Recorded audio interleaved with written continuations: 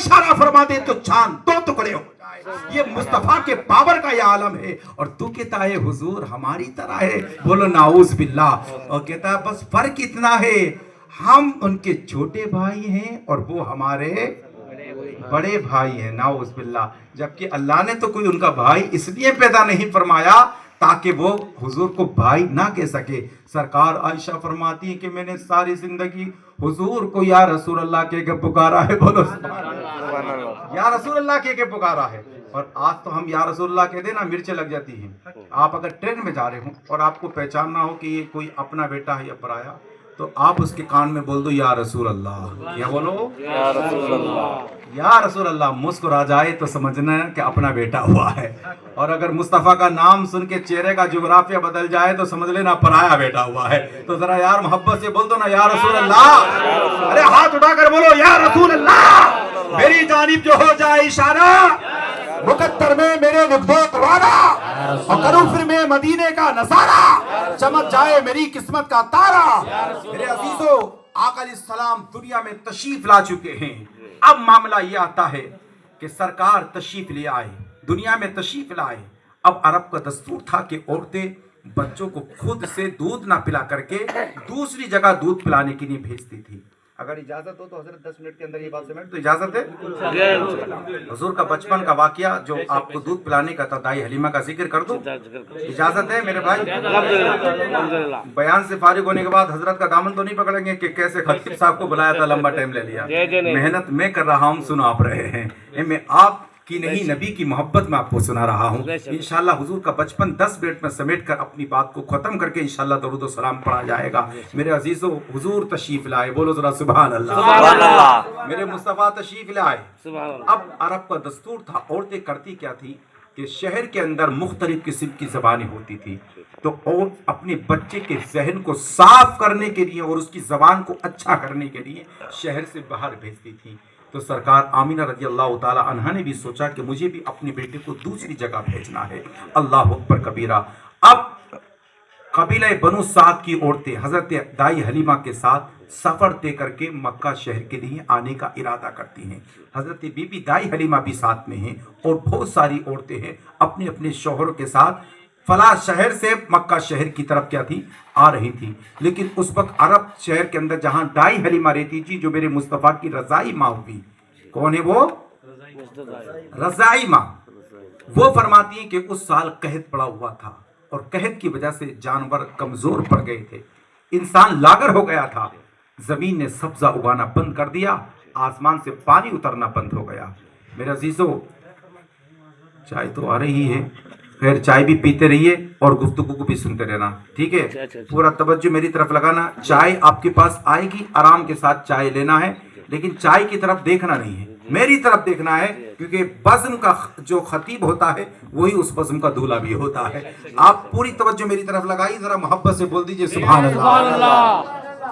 तो सरकार दाई हलीमा फरमाती है कि उस साल कहत साली पड़ी थी, मेरी ऊँटनी कमजोर थी। ऊँटनी क्या थी? कमजोर थी। और औरतें भी साथ में आप पे गई थी। फरमाती हैं कि कमजोर ऊँटनी के सबब मेरी ऊँटनी थोड़ी देर चलती थी सद्दाम भाई, और फिर चलकर क्या थी, वो बैठ जाती थी, चलती थी और चलकर बैठ जाती थी। तो औरतों ने ताना दिया कि हलीमा तेरी वजह से हमारा सफर बड़ा भारी पड़ गया। औरतें ताना देने में माहिर है कि नहीं? एक साहब ने कहा था बादशाह ने कि जो दुनिया का सबसे बड़ा झूठ लाएगा मैं उसको सबसे तगड़ा इनाम दूंगा। तो एक 4 आदमी आए बादशाह सलामत के पास। जब तक चाय हो रही है मैं बात आपको सुना देता हूँ, फिर उसके बाद गुफ्तगू आगे बढ़ाता हूँ। कहा कि साहब, एक साहब आया, उसने कहा कि बादशाह सलामत सबसे बड़ा झूठ मैं सुना रहा हूँ। कहा क्या? कहा कि एक आदमी को मैंने हवा में उड़ते हुए देखा था। बादशाह सलामत बोला यार बात में दम नहीं आ रहा। दूसरा आया, आने के बाद वो बोला कि बादशाह सलामत आज मेरे घर में शैतान आया, आने के बाद शैतान ने जो है हमारे जितने भी भाई थे उसको उठाकर फला शहर में ले जाकर डाल दिया। बादशाह सलामत बोला कि तुम्हारे ये बात भी मेरे समझ में नहीं आई। तीसरा आया, उसने भी अपनी दास्तान बोली। चौथा आदमी आया, बादशाह से कहा बादशाह सलामत अजीब दास्तान देखिए। कहा क्या? कि 4 औरतें एक जगह बैठी थी اور وہ بالکل گفتگو نہیں کر رہی تھی، خاموش بیٹی تھی۔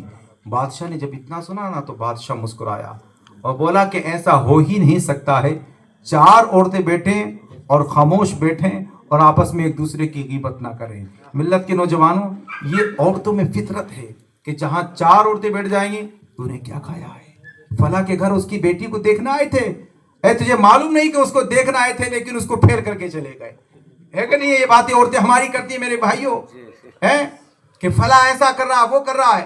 حضور فرماتے معراج کی رات جب میں گیا تھا تو زیادہ تر عورتوں کو جہنم میں دیکھا تھا۔ آقا علیہ السلام نے پوچھا جبریل اس کی سزا کیا ہے، اس کی وجہ کیا ہے؟ تو سرکار جبریل علیہ السلام نبی کی بارگاہ میں عرض کرتے ہیں، یہ وہ عورتیں ہیں جو لعن و طعن زیادہ کرتی تھیں اور اپنے شوہر کی نافرمانی کرتی تھیں۔ میرے عزیزو، اس لیے اللہ تعالیٰ سے ڈرنا اور برائی جیسی بیماری، غیبت جیسی بیماری، اس سے خود بھی بچانا ہے اور اپنے گھر کی عورتوں کو بھی بچانا ہے۔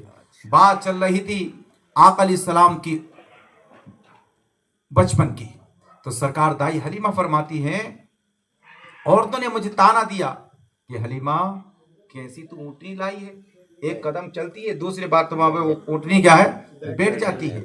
تانا دیا، لیکن فرماتی میں نے عورتوں کی تانوں کی پرواہ نہیں کی، میں اپنا سفر طے کرتی رہی، لیکن جن کی اونٹنی مضبوط تھی نا، طاقتور تھی، تیز رفتار تھی، وہ عورتیں مجھ سے پہلے مکہ شہر کے اندر پہنچ گئی۔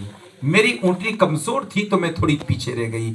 اب عورتوں نے کیا کرا کہ جس بچے کا باپ اور ماں دونوں سلامت تھے، جو مالدار گھرانے سے تھے، جلدی جا کر عرب کے اندر ان کے بچوں کو لے لیا، اور جس کے والد کا سایہ سر سے اڑ گیا اس کے بچے کو نہیں لیا۔ اب انہی بچوں میں اللہ اللہ میرے مصطفیٰ بھی تھے۔ آپ کے والد کا سایہ تو سر سے، جب آپ کا حمل شریف 2 مہینے کا تو اٹھ چکا تھا، جو ساتھ میں جانے والی عورتیں تھی نا میرے عزیزوں، ان عورتوں نے ان کو نہیں لیا ہمارے نبی کو۔ کیوں؟ کہ یہ غریب گھرانے سے تعلق تھے، ان کا والد تو ہے نہیں، ہمیں یہاں سے کوئی انعام و اکرام نہیں ملے گا، کیونکہ لالچ میں جاتی تھی، اسی امید پہ جاتی تھی کہ جس کا باپ زندہ ہوگا ان کے بچے کو ہم پال پوچھ کے دیں گے تو زیادہ انعام ملے گا۔ اس لیے عرب کی عورتوں نے حضور کو نہیں لیا، باقی جن کا باپ زندہ تھا، جو مالدار گھرانے سے تھے، ان کو لے لیا ہے۔ میرے نبی کریم صلی اللہ علیہ وسلم کے پیارے دیوانوں، سرکار بی بی دائی حلیمہ فرماتی ہے میں پہنچی، آخر میں ہم نے تلاشا لیکن ہمیں کوئی بچہ نہیں ملا۔ بلا آخر میں نے اپنے شوہر سے کہا ایک کام کیوں نہ کرتے ہیں، خالی جانے سے تو بہتر ہے کہ کچھ نہ کچھ لے کر جایا جائے۔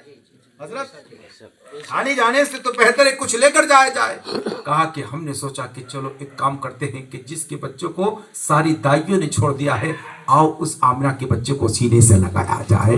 دائی حلیمہ فرماتی کہ میں جاتی ہوں۔ جانے کے بعد مصطفیٰ کے آنگن میں پہنچ جاتی ہیں۔ بی بی دائی حلیمہ جیسے گھر گئی، حضرت آمینہ نے بڑا اچھا ان کا استقبال کیا، ان کو ناشتہ کرایا، کھانا کھلایا، پانی پلایا۔ اس کے بعد آپ نے اللہ اکبر کبیرہ، وہ حسن و جمال کا پیکر جس کو قسم خدا کی دیکھنے کے لیے جس رات میرے مصطفیٰ آئے تھے، آسمان کے ستاروں کے ساتھ ساتھ سارے فرشتے میرے مصطفیٰ کے آنگن میں اتر آئے تھے اور مبارک بات پیش کر رہے تھے، آمینہ مبارک ہو، آمینہ مبارک ہو، اللہ نے تمہیں کوئی معمولی بچہ پیدا نہیں دیا ہے، بلکہ اللہ نے جو تمہارے آنگن میں تمہاری گود میں بچہ دیا ہے، اللہ نے اس بچوں کو تمام نبیوں کا سردار بنایا ہے، تمام رسولوں کا سردار بنایا ہے۔ آج اس آمینہ کے گھر میں بی بی دائی حلیمہ آمینہ کے گھر میں بی بی دائی حلیمہ موجود ہیں۔ اللہ اکبر کبیرہ، ملت کے نوجوانوں، سرکار دائی حلیمہ فرماتی ہیں کہ میں نے آقا علیہ السلام کو جیسے ہی اپنی گود میں لیا، مصطفیٰ کے چہرے سے جب کپڑا ہٹایا نا، اللہ اکبر، اتنا حسن و جمال والا بچہ آج تک میری آنکھوں نے دیکھا ہی نہیں تھا۔ جب میری نظر مصطفیٰ کے چہرے کے اوپر پڑی تو میں مصطفیٰ کے چہرے کو دیکھتی رہ گئی، تکتی رہ گئی۔ وہ جمال ٹپک رہا تھا، وہ حسن بکھر رہا تھا میرے مصطفیٰ کے چہرے سے۔ قسم خدا کی کیوں نہ بکھرے، میرے مصطفیٰ کو اللہ نے اپنے نور سے پیدا فرمایا ہے۔ اللہ فرماتا ہے اے لوگو سنو، میں نے اپنے محبوب کو اپنے نور سے پیدا فرمایا۔ قد جاءکم من اللہ نور و کتاب مبین، تحقیق کہ تمہارے پاس اللہ کی جانب سے ایک نور آ گیا ہے، ایک روشن کتاب۔ نور سے مراد مصطفیٰ کی ذات ہے، قرآن سے مراد کلام اللہ ہے۔ ملت کے نوجوانوں، یہ کتنا پیارا نور ہے۔ ابھی کائنات وجود میں نہیں آئی تھی، اللہ اکبر، آدم علیہ السلام کی پیدائش سے 14,000 سال پہلے اللہ نے اپنے نبی کے نور کو پیدا کیا۔ 14,000 سال پہلے ہیں اللہ نے اپنے نبی کے نور کو پیدا فرمایا تو کتنے خوبصورت ہوں گے میرے نبی. سرکار دائی حلیمہ فرماتی ہیں کہ میں نے حضور کو اپنے سینے سے لگایا. حضور نے سب سے پہلا دودھ اپنی ماں کا ہی پیا تھا. کس کا؟ اپنی ماں کا. پھر اس کے بعد بی بی دائی حلیمہ کا دودھ نوش فرمایا. فرماتی ہے کہ میرے مصطفیٰ کو سینے سے کیا لگایا کہ اللہ نے اس کی برکت سے میرے جسم کی ساری بیماریوں کو دور فرما دیا. سبحان اللہ. ساری بیماریاں ختم ہو گئی. اللہ اللہ. اس کے بعد فرماتے پھر کیا ہوتا ہے, عورتیں بچوں کو لیتی ہیں, چلنا شروع کر دیتی ہیں. لیکن عورتیں کیونکہ پہلی بچوں کو لے چکی تھی, میں تو آخر میں آئی تھی نا, میں بچ گئی تھی. اب قافلہ مجھ سے آگے نکل چکا تھا. اب میں بھی محمد عربی صلی اللہ علیہ وسلم کو گود میں لیتی ہوں اور اس بچے